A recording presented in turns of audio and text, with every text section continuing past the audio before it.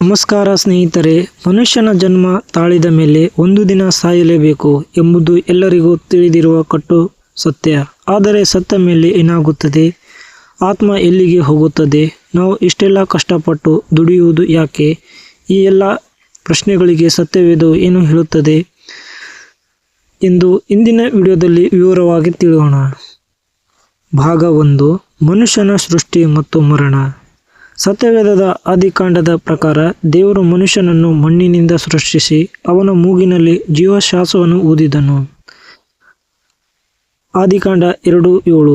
ಮನುಷ್ಯನು ಮಣ್ಣಿನಿಂದ ಬಂದವನು, ಹಾಗಾಗಿ ಸತ್ತ ಮೇಲೆ ದೇಹವು ಮಣ್ಣಿಗೆ ಸೇರುತ್ತದೆ, ಆದರೆ ಆತ್ಮವು ಅದನ್ನು ನೀಡಿದ ದೇವರ ಬಳಿಗೆ ಮರಳುತ್ತದೆ. ಪ್ರಸಂಗಿ 12:7. ನಾವು ಯಾವಾಗ ಸಾಯುತ್ತೇವೆ ಎಂಬುದು ನಮಗೆ ತಿಳಿಯದು, ಏಕೆಂದರೆ ನಮ್ಮ ಜೀವವು ದೇವರ ಕೈಯಲ್ಲಿದೆ. ಭಾಗ 2: ಮನುಷ್ಯ ಯಾಕೆ ಸಾಯುತ್ತಾನೆ ಮತ್ತು ಇಷ್ಟೊಂದು ದುಡಿಯುತ್ತಾನೆ? ದೇವರು ಮನುಷ್ಯನನ್ನು ಅಮರನನ್ನಾಗಿ ಸೃಷ್ಟಿಸಿದನು, ಆದರೆ ಮೊದಲ ಮನುಷ್ಯರಾದ ಆದಾಮ ಮತ್ತು ಹವ್ವಳು ಮಾಡಿದ ಪಾಪದಿಂದಾಗಿ ಮರಣವು ಲೋಕಕ್ಕೆ ಬಂದಿತು. ಪಾಪದ ಸಂಬಳ ಮರಣ ಎಂದು ಸತ್ಯವೇದ ಹೇಳುತ್ತದೆ. ರೋಮಾಪುರದವರಿಗೆ 6:23. ಮನುಷ್ಯನು ತಾನು ಸಾಯುತ್ತೇನೆ ಎಂದು ತಿಳಿದಿದ್ದರೂ ಈ ಭೂಮಿಯ ಮೇಲಿನ ಬದುಕನ್ನು ಸುಂದರಗೊಳಿಸಲು ಮತ್ತು ತನ್ನ ಕುಟುಂಬಕ್ಕಾಗಿ ಕಷ್ಟಪಟ್ಟು ದುಡಿಯುತ್ತಾನೆ. ಇದು ಮನುಷ್ಯನ ಸಹಜ ಗುಣ. ಭಾಗ 3: ಆತ್ಮ ಎಂದರೇನು? ಸತ್ತ ನಂತರ ಆತ್ಮ ಎಲ್ಲಿಗೆ ಹೋಗುತ್ತದೆ?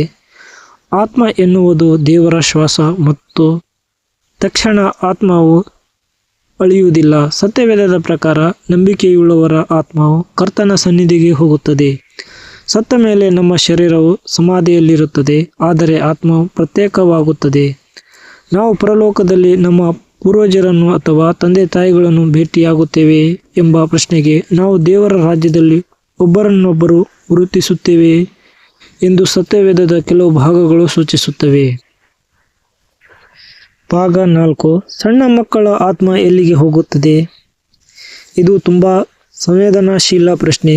ಯೇಸು ಸ್ವಾಮಿ ಹೇಳಿದ್ದಾರೆ, ಮಕ್ಕಳನ್ನು ನನ್ನ ಹತ್ತಿರ ಬರಗೊಡಿಸಿರಿ, ಪರಲೋಕ ರಾಜ್ಯವು ಇಂಥವರದೇ. ಮತ್ತಾಯ 19:14. ಮಕ್ಕಳು ನಿಷ್ಕಲ್ಮಶರಾಗಿರುವುದರಿಂದ ಅವರು ಸತ್ತರೆ ಅವರ ಆತ್ಮವು ನೇರವಾಗಿ ಪರಲೋಕಕ್ಕೆ ಅಥವಾ ದೇವರ ಮಡಲಿಗೆ ಸೇರುತ್ತದೆ ಎಂಬ ನಂಬಿಕೆ ಸತ್ಯವೇದದಲ್ಲಿದೆ. ಭಾಗ 5: ಮನುಷ್ಯನ ಆಯುಷ್ಯ ಮತ್ತು ಅಕಾಲಿಕ ಮರಣ. ಹಳೆಯ ಒಡಂಬಡಿಕೆಯಲ್ಲಿ ಮನುಷ್ಯರು 900 ವರ್ಷಗಳಿಗೂ ಹೆಚ್ಚು ಕಾಲ ಬದುಕುತ್ತಿದ್ದರು. ಉದಾಹರಣೆಗೆ ಮೆತುಶೆಲ. ಆದರೆ ಈಗಿನ ಕಾಲಕ್ಕೆ ಮನುಷ್ಯನ ಆಯುಸ್ಸು 70ರಿಂದ 80 ವರ್ಷಗಳು ಎಂದು ಕೀರ್ತನೆ 90:10 ಹೇಳುತ್ತದೆ. ಅಪಘಾತ ಅಥವಾ ಕಾಯಿಲೆಯಿಂದ ಬೇಗ ಸಾಯುವುದು ದೇವರ ಬರವಣಿಗೆಯಲ್ಲ, ಬದಲಾಗಿ ನಾವು ಜೀವಿಸುವ ಈ ಜಗತ್ತಿನ ಕೆಟ್ಟ ಪರಿಸ್ಥಿತಿಗಳು ಮತ್ತು ಮನುಷ್ಯನ ಮಿತಿಗಳಿಂದ ಸಂಭವಿಸುತ್ತದೆ. ಆದರೆ ಪ್ರತಿಯೊಬ್ಬರ ಕಾಲವು ದೇವರ ಕೈಯಲ್ಲಿದೆ. ಭಾಗ 6: ದೇಹ ಮತ್ತು ಆತ್ಮದ ನಾಶ. ದೇವರಿಗೆ ಹೆದರಿ. ಯೇಸುಕ್ರಿಸ್ತರು ಮತ್ತಾಯ 10:28ರಲ್ಲಿ ಹೀಗೆ ಹೇಳಿದ್ದಾರೆ, ದೇಹವನ್ನು ಕೊಂದು ಆತ್ಮವನ್ನು ಕೊಲ್ಲಲಾರದವರಿಗೆ ಹೆದರಬೇಡಿರಿ. ಆತ್ಮವನ್ನು ದೇಹವನ್ನು ನರಕದಲ್ಲಿ ನಾಶ ಮಾಡಬಲ್ಲವನಿಗೆ ಹೆದರಿರಿ.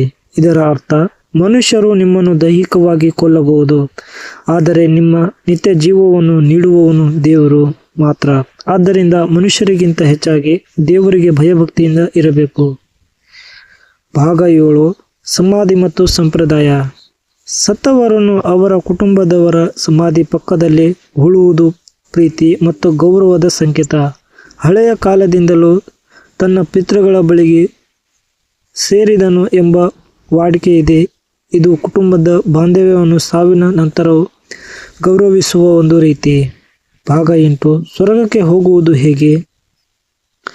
ಸ್ವರ್ಗಕ್ಕೆ ಹೋಗಲು ನಾವು ಏನು ಮಾಡಬೇಕು? 1. ಪಶ್ಚಾತ್ತಾಪ. ನಾವು ಮಾಡಿದ ತಪ್ಪುಗಳನ್ನು ಒಪ್ಪಿಕೊಂಡು ದೇವರಿಂದ ಕ್ಷಮೆ ಕೇಳಬೇಕು. 2. ನಂಬಿಕೆ. ಯೇಸು ಕ್ರಿಸ್ತನು ನಮ್ಮ ಪಾಪಗಳಿಗಾಗಿ ಸತ್ತು ಎದ್ದು ಬಂದಿದ್ದಾನೆ ಎಂದು ನಂಬಬೇಕು. 3. ಪ್ರೀತಿ. ದೇವರನ್ನು ಪ್ರೀತಿಸಬೇಕು ಮತ್ತು ನೆರೆಯವರನ್ನು ತನ್ನಂತೆ ಪ್ರೀತಿಸಬೇಕು. 4. ನೀತಿವಂತ ಬದುಕು. ಸುಳ್ಳು, ಕಳ್ಳತನ, ಅಸೂಯೆ ಮತ್ತು ದ್ವೇಷವನ್ನು ಬಿಟ್ಟು ಸತ್ಯದ ಹಾದಿಯಲ್ಲಿ ನಡೆಯಬೇಕು. ಜೀವನ ಮತ್ತು ಮರಣ ಎರಡೂ ದೇವರ ಸಾರ್ವಭೌಮತ್ವಕ್ಕೆ ಒಳಪಟ್ಟಿವೆ. ನಾವು ಈ ಭೂಮಿಯ ಮೇಲೆ ಎಷ್ಟು ವರ್ಷ ಬದುಕುತ್ತೇವೆ ಎನ್ನುವುದಕ್ಕಿಂತ ಹೇಗೆ ಬದುಕುತ್ತೇವೆ ಮತ್ತು ದೇವರ ಹಾದಿಯಲ್ಲಿ ನಡೆಯುತ್ತೇವೆ ಎಂಬುದು ಮುಖ್ಯ.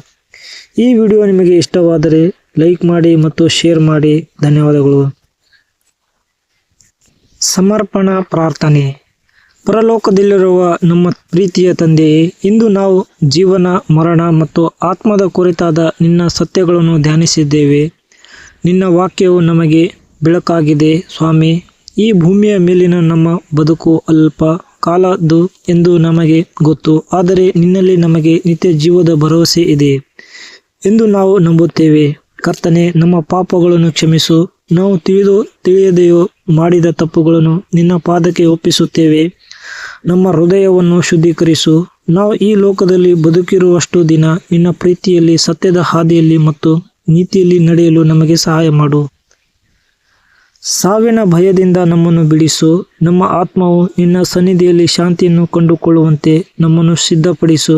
ಕಷ್ಟದಲ್ಲಿರುವವರಿಗೆ, ರೋಗಿಗಳಿಗೆ ಮತ್ತು ಪ್ರಿಯರನ್ನು ಕಳೆದುಕೊಂಡು ದುಃಖದಲ್ಲಿರುವವರಿಗೆ ನಿನ್ನ ಶಾಂತಿಯನ್ನು ದಯಪಾಲಿಸು. ಕೊನೆಯ ದಿನದಲ್ಲಿ ನಾವು ನಿನ್ನ ರಾಜ್ಯಕ್ಕೆ ಸೇರುವಂತೆ ನಮ್ಮನ್ನು ಮುನ್ನಡೆಸು. ನಮ್ಮನ್ನು ಸೃಷ್ಟಿಸಿದ, ಸಲಹಿ ಮುನ್ನಡೆಸುತ್ತಿರುವ ಯೇಸು ಕ್ರಿಸ್ತನ ಪವಿತ್ರ ನಾಮದಲ್ಲಿ ಈ ಪ್ರಾರ್ಥನೆ ಬೇಡುತ್ತೇವೆ ತಂದೆಯೇ, ಆಮೆನ್.